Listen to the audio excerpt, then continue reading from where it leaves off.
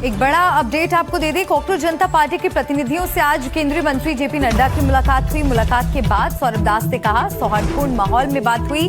हमने धरना खत्म करने की अपील की। नड्डा ने मांगों को गंभीरता से सुना।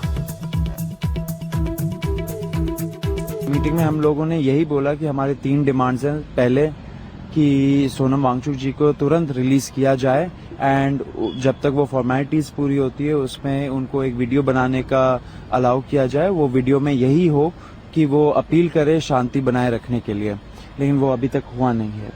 नंबर 2, हमारा ये भी डिमांड है कि धर्मेंद्र प्रधान जी का रेजिग्नेशन तो अब आना ही पड़ेगा। या तो उनको बर्खास्त करे कैबिनेट से या तो वो खुद रिजाइन करे। प्रोटेस्ट तब तक चालू रहेगा जब तक उनका रेजिग्नेशन नहीं आ जाता। और तीसरा, जो नीट के फैमिलीज है, जो बच्चे मर गए हैं 20 से ज्यादा, उन फैमिलीज को 1 करोड़ का मुआवजा मिले। ये डिमांड्स को लेके हम जेपी नड्डा जी के पास गए, उन्होंने ही बुलाया था। कॉकरोच जनता पार्टी के प्रदर्शन पर सरकार का पहला बयान आया है। प्रदर्शन की अगुवाई कर रही सीजेपी के प्रतिनिधियों से मुलाकात के बाद जेपी नड्डा ने ट्वीट करके कहा है, सुबह सीजेपी की ओर से बातचीत का प्रस्ताव आया। सुबह 11:50 से बातचीत जारी है।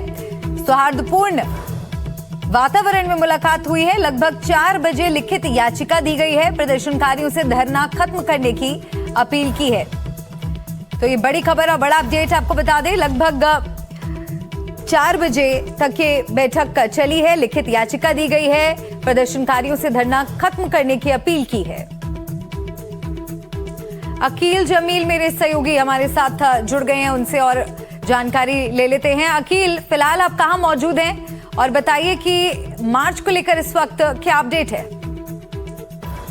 जी हाँ, बिल्कुल। अगर आप देखें तो इस वक्त हम मौजूद हैं उसके मेट्रो स्टेशन पे। मेरे ठीक पीछे देखिए आप, बड़ी संख्या में जो सिक्योरिटी के पर्सनल है वो यहाँ पर आपको दिखाई देंगे। दिल्ली पुलिस के साथ साथ रैपिड एक्शन फोर्स भी जो है वो मौजूद है यहाँ पर। लेकिन ये जो इलाका है, मंडी हाउस का जो इलाका है, यहाँ से हम आगे की तरफ बढ़ते हैं तो लटियंस गली में जो है आप धीरे धीरे करके एंटर होते चले जाते हैं। और वहां पे हमने देखा, यहाँ पे अगर आप फिरोज शाह रोड की तरफ जाइए, उससे आगे शांग्रीला होटल से होते हुए, अशोका रोड से होते हुए अगर आप पीएचक्यू पुलिस हेडक्वार्टर की तरफ जब जाते हैं तो पूरा का पूरा ये जो सड़क है वो जाम है। इस वक्त देखिए तो बड़ी संख्या में जो स्टूडेंट्स हैं वो मौजूद है। और अखिल, एक और महत्वपूर्ण अपडेट मैं आपसे जानना चाहूंगी, क्योंकि लगातार आप इस मार्च को कवर कर रहे हैं। देखिए, बड़ी खबर यहाँ पर आई है, जेपी नड्डा से मुलाकात की और धरना खत्म करने की अपील उनकी तरफ से की गई है। उसके बाद अब आगे क्या?